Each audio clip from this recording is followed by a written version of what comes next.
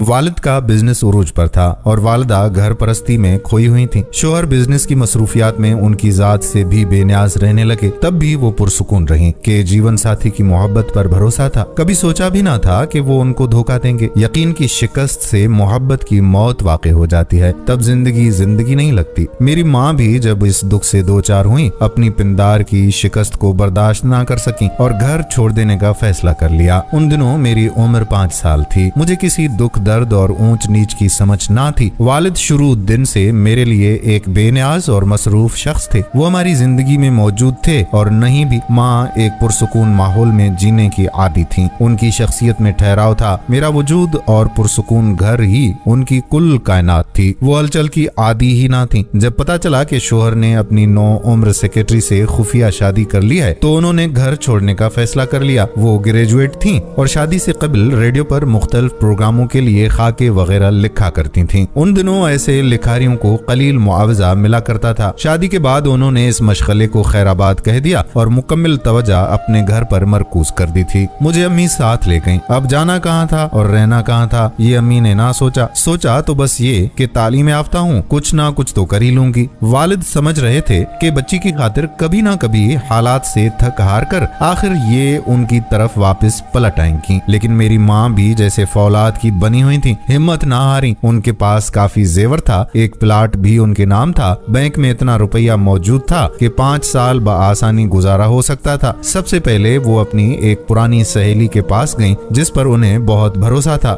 मैं उनको आंटी जरगुल के नाम से जानती थी। वालिदा ने उन्हें अपने बारे में बताया। आंटी ने अम्मी को समझाया कि तुम सिर्फ अपनी जात के बारे में मत सोचो, अपनी बच्ची के बारे में सोचो, जिसको तुम्हारी अलहदगी के फैसले की वजह से बाप की शफकत और मजबूत तहफ़्फ़ुज़ से महरूम होना पड़ेगा। तुम्हें अंदाजा नहीं कि उसको आगे चलकर किस किस्म के हालात का सामना करना पड़ सकता है। जिस घर का सरबराह ना हो वहाँ बच्चियों को गलत हाथों से बचाना महाल हो जाता है। माँ नौकरी करे या बच्ची की निगरानी करे। माँ ने कहा कि जरगुल, तुम ऐसी खौफनाक बातें बता रही हो कि मैं तुम्हारे घर में पनाह लेने आ गई हूँ। ऐसा ही है तो चलो मैं चली जाती हूँ, तुम परेशान मत हो, मैं तुम पर बोझ ना बनूंगी। मेरे पास अभी काफी बैंक बैलेंस है। तुम्हारे पास तो महज अखलाकी सपोर्ट के लिए मैं आई थी। आंटी जरगुल की आंखों में आंसू आ गए। कहने लगी कि ऐसी बात बिल्कुल नहीं है। तुम चाहे तो उम्र भर मेरे पास रहो, मुझे कभी बोझ ना लगोगी। मुखलिस दोस्त का सही बात समझाना फर्ज बनता है। ये तुम्हारी मर्जी है कि तुम जो भी अपनी जिंदगी का फैसला बेहतर समझो करो। आंटी ने अपने घर का ऊपर वाला हिस्सा रहने के लिए अम्मी को दे दिया, जो फर्नीचर से आरास्ता था। यूं हम उनके पास रिहाइश पजीर हो गए। हम तकरीबन 6 माह आंटी के घर रहे। उनकी 3 गाड़ियां थीं। एक शोहर ऑफिस ले जाता, दूसरी बच्चों के लिए और तीसरी वो अपने जेरे इस्तेमाल लाती थीं। उन्होंने अपनी गाड़ी और ड्राइवर अम्मी के लिए वक्फ कर दिया कि जहां चाहे चली जाए। ये सहूलत उनको हासिल हो गई। यहाँ हमें हर तरह का आराम था, लेकिन अम्मी की बेचैनी कम ना हुई। आंटी किराया भी ना लेती थी और रोज खाने के वक्त इसरार करके बुला लेती थी। तब अम्मी को एहसास होता था कि जल्द से जल्द अपनी अलहदा रिहाइश का इंतजाम कर लेना चाहिए। दोस्त इतना अच्छा और ख्याल करने वाला हो तो उसको तवील अरसे तक आजमाइश में डाल रखना ठीक नहीं होता। वालिदा ने मकान की तलाश जारी रखी।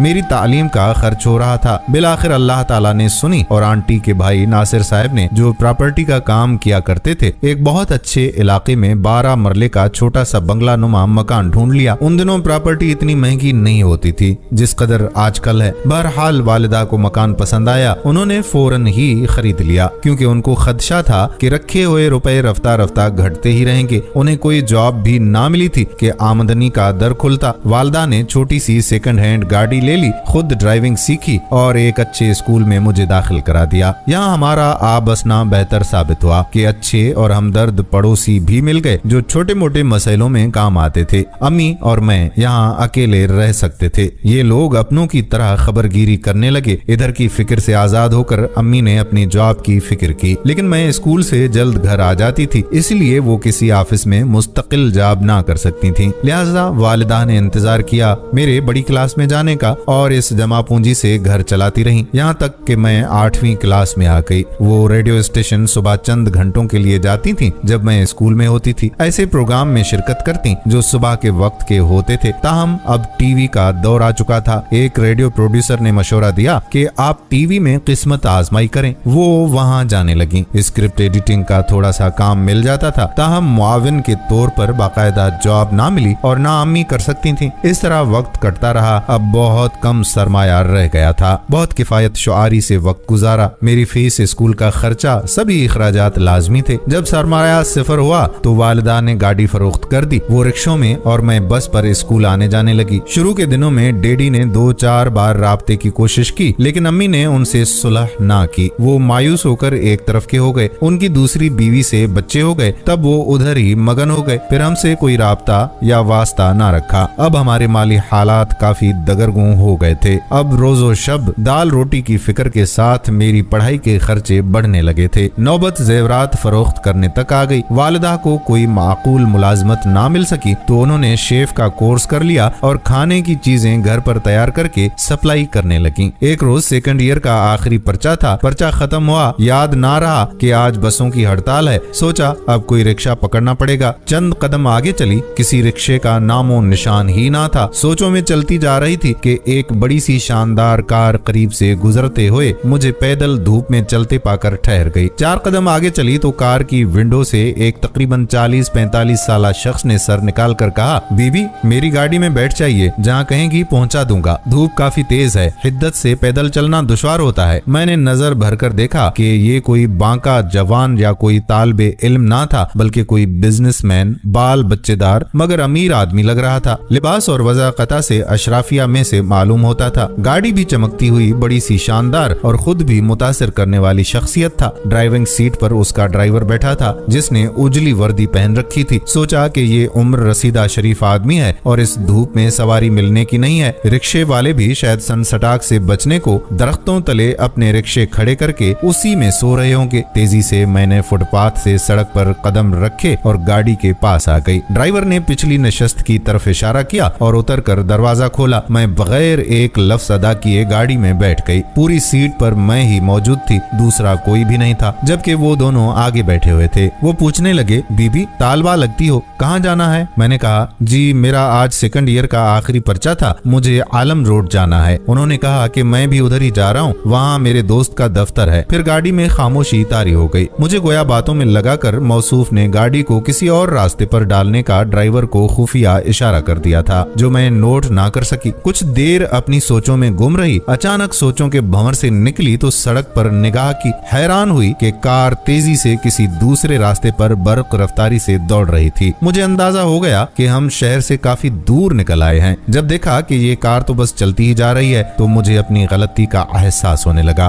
बिलाखिर जुर्रत करके मैं चीख पड़ी, आप गाड़ी को यहीं रोक दीजिए, मुझे इसी जगह उतार दीजिए, मैं रिक्शा ले लूंगी। वो कहने लगे, बीबी तुम्हें यहाँ कोई रिक्शा, कोई सवारी नहीं मिलेगी। मैंने कहा, मिलेगी या नहीं मिलेगी ये मेरा मसला है, बस आप रोकिए गाड़ी। ड्राइवर ने सड़क के बीच गाड़ी रोक ली। मालिक उतरा और पिछली नशस्त की तरफ आकर दरवाजा खोला। मैं समझी मुझे उतारने को दरवाजा खोला है, लेकिन इससे कबिल कि मैं उतरती वो खुद मेरे बराबर बैठ गया और ड्राइवर ने तेजी से गाड़ी चला दी। अब कार और तेज फराटे भरती जा रही थी और उस शख्स ने मुझे अपने जोर बाजू में काबू कर लिया था। उफ, क्या बताऊं कि मेरे दिल की क्या हालत थी। मैं चलती गाड़ी से उतरना चाहती थी, लेकिन उसने दरवाजे लॉक करवा दिए थे। उसने मेरी एक ना चलने दी। मैं हवास बाख्ता हो चुकी थी। ड्राइवर ने हाथ पीछे करके कोई शय दी, जो उसने मेरी नाक में घुसेड़ दी। मैं खौफ से बेहोश होने लगी। उसने कस कर मेरे मुंह पर कपड़ा बांध दिया। गर्मी और हब से दम घुटने लगा। हाथों, पैरों और जिस्म में जान ही ना रही। मैं गिरने लगी। उसने मुझे जहाँ सीट से नीचे पांव रखते हैं उस तंग सी जगह पर हाथों से धकेल कर गिरा दिया और मुझ पर पांव रख दिए। मैं बेहोश हो गई थी। होश आया तो किसी दूर वीरान जगह बनी एक बंगले के कमरे में मैंने खुद को कैद पाया। वहाँ कोई ना था, बस एक खिड़की थी सलाखों वाली, जिसके पट फटड़े हुए थे। मेरा दम घुट रहा था। मेज पर जग रखा था, उसमें पानी था और साथ गिलास धरा था। पानी गिलास में डाला और पी लिया। जरा होश बहाल हुए। दरवाजा खटखटाया। जरा देर बाद मुझे कदमों की चाप सुनाई थी। फिर एक मर्दाना आवाज आई, क्या बात है, भूख लगी है तो खिड़की खोलो, मैं इधर से खाना दे देता हूँ। मैंने कहा, तुम कौन हो, दरवाजा खोलो। जवाब मिला कि हम इधर का चौकीदार हैं, कमरे के बाहर ताला है, हमारे पास चाबी नहीं, हम दरवाजा नहीं खोल सकता। बरामदे में आकर खिड़की से तुमसे बात कर सकता है। मैंने खिड़की के पट खोले तो उसमें अमूदी मोटी मोटी सलाखें करीब करीब फासले से लगी हुई थीं। सीधी प्लेट भी नहीं गुजर सकती थी, सिर्फ हाथ बाहर कर सकते थे या गिलास गुजारा जा सकता था। वो घूमकर खिड़की के पास आ गया। उसके कंधे पर बंदूक थी और कारतूस चमड़ी की पेटी में पिरोए हुए थे, जो उसने गले से कमर तक लटकाई हुई थी। कहने लगा, बोलो क्या चाहिए? नान और कबाब इस खिड़की से पकड़ लो, मेरे कमरे के साथ स्टोर है, वहाँ मेज पर बर्तन रखे हैं, वहाँ से प्लेट वगैरह ले सकती हो। गुस्ल खाना भी उसी तरफ है। मैं स्टोर में गई, वहाँ बड़ी सी ऊंची मेज रखी हुई थी जिस पर कुछ बर्तन थे और एक स्टूल भी मेज के पास रखा हुआ था जिस पर बैठकर खाना खा सकते थे। एक तरफ दीवार में दरवाजा था, शायद ये गुस्ल खाना था। स्टोर नुमा कमरे में कोई खिड़की ना थी, अलबत्ता एक रोशनदान था जो पूरा खुला हुआ था। वहाँ से ही रोशनी और हवा आ रही थी। दफातन मेरे जहन में आया कि अगर मैं इसको दीवार से लगा दूं और उस पर स्टूल रख दूं तो रोशनदान तक शायद मेरा हाथ पहुंच जाए, क्योंकि स्टोर के कमरे की ऊंचाई उस कमरे से कम थी जहाँ मैं कैद थी। ये ख्याल आते ही मैं कमरे में आई। मेरे हाथ में प्लेट थी। मैंने चौकीदार से कहा कि अल्लाह का वास्ता है, मुझ पर तरस खाओ, मुझे इस जगह से बाहर निकालो। अगर तुम्हारी कोई बेटी है तो तुम्हें उसका वास्ता, मैं भी किसी की बेटी हूँ। ये लोग मुझे धोखे से जबरदस्ती यहाँ बेहोश करके लाए हैं। वो कहने लगा, तो क्या तुम अपनी मर्जी से नहीं आई हो? मैंने कहा, नहीं बाबा, ऐसी जगह कौन अपनी मर्जी से आता है? मैं तो कॉलेज से अपना आखिरी पर्चा देकर बाहर निकली थी, बसों की हड़ताल थी, मुझे कोई सवारी ना मिली, इन्होंने मुझे जबरदस्ती अगवा कर लिया। वो कहने लगा, ओ खाना खराब, हम समझा कि तुम अपनी मर्जी से आया है। ये लोग जो औरत या लड़की यहाँ लाता है वो सब अपनी खुशी और मर्जी से आता है। ये ठीक लोग नहीं है। तुमने हमको बेटी का वास्ता दिया है, हमारी बेटी तो तुम जितनी है, मगर अब हम मजबूर हैं, हम तुमको नहीं निकाल सकते। पर चाचा, तुम मुझे यहाँ से निकल जाने में मदद तो कर सकते हो ना? जवाब दिया, कैसे मदद कर सकता है हम? क्या तुम दीवार तोड़ सकती हो? हम तो दीवार नहीं तोड़ सकता है, हम मुलाजिम है, अरसे से इधर ड्यूटी करता है। मुझे यकीन ना था चौकीदार मेरी मदद करेगा, क्योंकि वो तो उन्हीं का आदमी था, लेकिन शायद वो एक अच्छा इंसान था, उसका जमीर जिंदा था। कहने लगा, तुम बताओ कैसे तुम्हारी मदद करूं? कोई भी बाहर निकलने का रास्ता नहीं है। मैंने कहा कि स्टोर में एक रोशनदान है, मैं दुबली पतली हूँ, मैं उसमें से गुजर सकती हूँ। वो कहने लगा कि हमारी शामत लाने का इरादा है तुम्हारा, पर हमको परवाह नहीं है, उन लोगों का बहुत राज हमारे पास है। लेकिन बात समझो, यहाँ से बाहर निकलने के लिए रोशनदान तक तुम्हारा चढ़ना मुमकिन नहीं है। रोशनदान पर चढ़ जाओगी तो हम इधर से बांस की सीढ़ी लगाकर तुमको उतार लेगा, तुम भाग जाना, हम सेठ को बोल देगा कि तुम खुद भाग गया है। रात को 8 से 9 बजे तक हमको घर जाके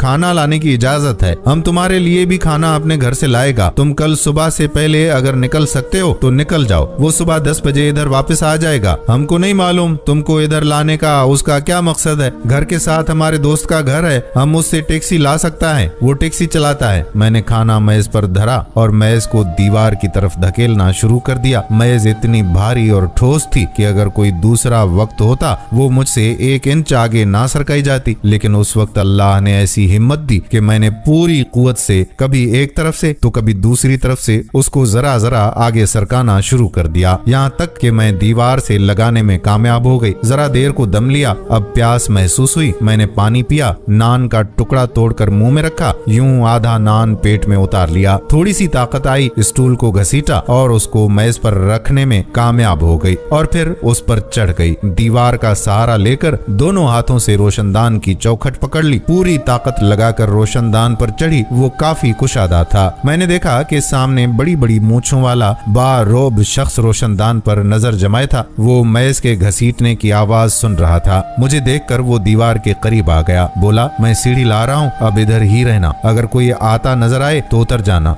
दोपहर का ये वक्त था। वो 15 मिनट में सीढ़ी लेकर आया और दीवार से इस तरह लगा दी कि मैं रोशनदान से गुजरकर सीढ़ी को पकड़ सकती थी। कुछ मुश्किल तो हुई, मेरे पहलू रोशनदान से बाहर निकलते वक्त छिल गए, लेकिन मैंने हिम्मत ना हारी। जब सीढ़ी के डंडे पकड़ लिए तो खान ने सहारा दिया और मैं बाहर आ गई। सीढ़ी से उतारकर उसने मुझे एक गुड़िया की तरह जमीन पर रख दिया, कहा कि घर से चादर भी लेता आया हूँ तुम्हारे लिए, ये ओढ़ लो, मैं सड़क पार करा देता हूँ। उधर मेरा दोस्त टैक्सी लिए मौजूद है, उसमें बैठ जाना और घर का पता बता देना, वो तुम्हें तुम्हारे घर पहुँचा देगा। मैंने कहा, खान तुम धोखा तो ना करोगे ना? मैं बहुत डरी हुई हूँ। उसने कहा, डरो नहीं, ये खान का वादा है, तुम हमारा बेटी है, वो आदमी हमारा दोस्त है, मगर समझो कि हमारा भाई है। तुमने धोखा खाया है तो अब डरना तो लाजिम है ना। अच्छा चलो अब जल्दी करो, अब देखो वो सेठ लोग आकर हमसे कैसी बाज पर्स करेगा, मगर परवाह नहीं है, जब तुम घर पहुंच जाओ तो हमको इस नंबर पर इतला करना। चलो जल्दी करो। वो आगे आगे और मैं उसके पीछे पीछे थी। चादर में लिपटी मैं चल रही थी। वहाँ आदम ना आदमजाद, अल्लाह जाने कौन सी जगह थी। खान सड़क के उस तरफ ही ठहर गया। सड़क मैंने अकेले पार की। सड़क के दूसरे जानिब टैक्सी में एक शख्स मौजूद था जो ड्राइविंग सीट पर बैठा हुआ था। उसने कहा कि बेटी जल्दी करो। टैक्सी का दरवाजा खुला हुआ था था। मुझे उसने पिछली सीट पर बैठने का इशारा किया। कुछ आगे जाकर पूछा कि किधर जाना है। मैंने रोड का नाम बताया। बोला तुम तो बहुत दूर आ चुकी हो, हमको वहाँ तक पहुँचने में भी 1.5-2 घंटा लग जाएगा। तुम नीचे होकर बैठो, चाहता हूँ कि तुमको कोई ना देखे। अल्लाह का शुक्र कि किसी ने ना रोका और ना ही किसी ने देखा, यहाँ तक कि हम शहर में दाखिल हो गए। मैं चादर में खुद को अच्छी तरह लपेटे बैठी हुई थी, चेहरा भी चादर में छुपा रखा था। जब वो रोड आया जहाँ से मेरा घर नजदीक था तो मेरी जान में जान आ गई। मैं रास्ता बताती जाती थी, वो टैक्सी को उधर मोड़ता जाता था, यहाँ तक कि मैं अपने घर के दरवाजे पर पहुंच गई। मैंने कहा यहाँ रोक दें अंकल, और कहा कि मेरा यहीं पर घर है। उसने पूछा कि अंदर कौन है। मैंने कहा मेरी अम्मी है, तुम अभी उतरना नहीं। ये कहकर वो खुद उतर गया और दरवाजे पर दस्तक दी। अम्मी ने दरवाजा खोला। अम्मी बेहद परेशान हाल दिखाई दे रही थी। ड्राइवर ने कहा बाजी आपका बेटी हम ले आया है, वो गाड़ी में बैठा है। अम्मी दौड़कर आई। मैंने उनको देखा तो चेहरे से चादर हटाई। कहने लगी कहाँ थी तुम, मेरी तो जान निकाल दी थी तुमने। मैं उतरी और घर के दरवाजे पर ही उनके गले लग गई। वो मुझे अंदर ले गई। भूल ही गई कि जो शख्स उसे यहाँ तक लाया है वो बाहर खड़ा है। मैंने कहा अम्मी सब बताती हूँ, पहले उस अंकल का शुक्रिया अदा करें जो मुझे बड़ी मुसीबत से बहिफाजत निकाल कर आप तक लाया है। अम्मी को होश आया, दौड़कर बाहर गई। कहा भाईजान अंदर आ जाओ, कुछ पानी वगैरह पियो, तुम्हारा बहुत बहुत शुक्रिया। वो बोला हम जाता है बाजी, बस ये इत्मीनान करना था कि आपका बेटी सही जगह पहुंच गया है। वो अनजाना मुखलिस मोहसन बगैर कोई इनाम लिए चला गया, हत्ता के किराए के पैसे तक भी ना लिए। अम्मी को पूरा किस्सा सुनाया। रोते रोते हिचकियां बंद गई थीं। उन्होंने गले लगाया, वो भी खूब रोई। फिर कहा कि जब तुम ना लौटी मैंने शाम तक इंतजार किया। जब रात हो गई तो मैं तड़पने लगी। कभी सोचती थाने जाऊं, फिर सोचती क्या खबर तुम आ जाओ, पुलिस वाले तो और रुस्वा करेंगे। तुम्हारी 1-2 सहेलियों को फोन भी मिलाया, बस ऐसे ही बात बनाकर तुम्हारा पूछा। अगर तुम आज ना आती तो मोहल्ले मोहल्ले तुमको ढूंढने निकल पड़ती, गली गली आवाज लगाती जाती। अब मेरा सब्र जवाब दे गया था। आज पहली बार एहसास हो रहा है कि मैंने तुम्हारे बाप को छोड़कर कितनी बड़ी गलती की थी। उनका साथ होता तो ये नौबत ही ना आती। माँ को इस बात का एहसास कितनी मुद्दत के बाद हुआ था, और मुझे जब डैडी से बिछड़ी थी उस दिन से आज तक ये एहसास रात और दिन पल पल मेरे साथ रहा है कि ऐ काश मैं उस साहिबान तले होती जिसको बाप कहते हैं। और औरत समझती है कि बच्चे सिर्फ उसी को प्यारे होते हैं, हालांकि बच्चे बाप को भी प्यारे होते हैं। अल्लाह करे कि कभी किसी बच्चे की माँ उससे ना बिछड़े और ना ही बाप जुदा हो, कि अगर माओ के पैरों तले जन्नत है तो बाप का साया भी उतना ही ठंडा होता है जो बच्चों को जमाने की कड़ी धूप और बड़ी बड़ी सख्तियों से बचा के रखता है। इसके बाद वालदा ने मुझे आगे पढ़ने ना दिया और आंटी जरगुल ने मेरा रिश्ता